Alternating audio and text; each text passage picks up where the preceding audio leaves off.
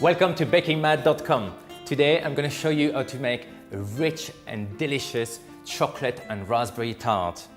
The first step is to make a chocolate short crust pastry. So I'm going to weigh 175 grams of plain flour with 50 grams of pure cocoa powder. Always worth sifting your flour and definitely sifting your cocoa powder because you do get sometimes some little lumps inside. Next, I'm going to add some golden icing sugar.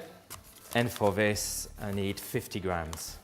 Just going to stir all the dry ingredients together. And next, I'm going to rub in 150 grams of unsalted butter. And it's important when the butter is at nice room temperature, nice and soft. And using my fingertip, I'm just going to gently mixing it till I get a kind of breadcrumb-like texture. Okay, this is the right consistency. You can see it's nice and crumbly. Next, we're going to add 3 egg yolks. And this time, with one hand only, I'm just going to slowly start mixing the yolks with the rest of the mixture. So we are almost there texture-wise. It's starting to get together. But before that, I'm going to add 1 teaspoon of vanilla extract just to boost the flavor of our chocolate. So finishing to combine all of this together to a nice smooth dough. So you can see how dark and rich this is going to be, and it's going to be the perfect accompaniment to the filling we're going to create later on.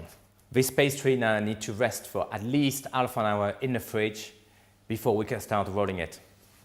So the pastry has been rested now for over 40 minutes, so it should be nice and firm. And I'm going to bake blind a pastry shell. I'm just going to roll it. I'm just going to unroll the pastry on the top and gently push it down right to the base of your tin. And we are ready for the baking beans. Make sure you're using oven cling film. So keep enough cling film to push down to the edges. And again, you can smooth it right to the pastry. That will give you a beautiful finish. And I'm going to prick with a fork the pastry and the film. That will stop creating any pocket of air when it's baking. Make sure you're pushing them right to the top. And that's ready to go in the oven for 20 minutes. So the tart has been in the oven now for 20 minutes and I can smell it, it's ready.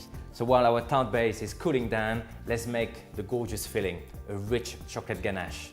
So to make our ganache, I'm going to heat up 200 ml of single cream, melt 200 grams of dark chocolate, and I'm going to melt them in the microwave. So the chocolate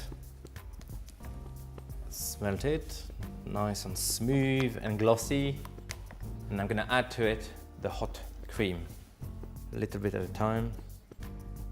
And at this stage, you need to mix it nice and gently. Okay, so the cream is mixed in properly. I'm going to add to it 2 teaspoons of vanilla extract.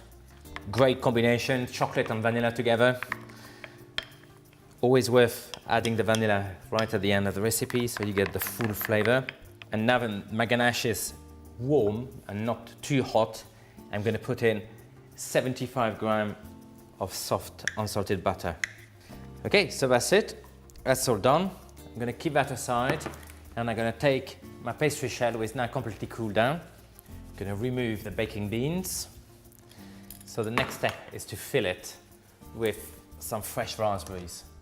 And I'm going to pack them nice and tight so when you slice the tart, you get some beautiful layers. Okay, so it's all nicely packed. The next step is just to cover our lovely raspberries with our chocolate ganache. Right to the top of our pastry. With your wooden spoon, just push it down a little bit just to make sure the ganache go between the raspberries. And I'm going to put it in the fridge to set That should not take more than half an hour, and the cake will be ready to eat.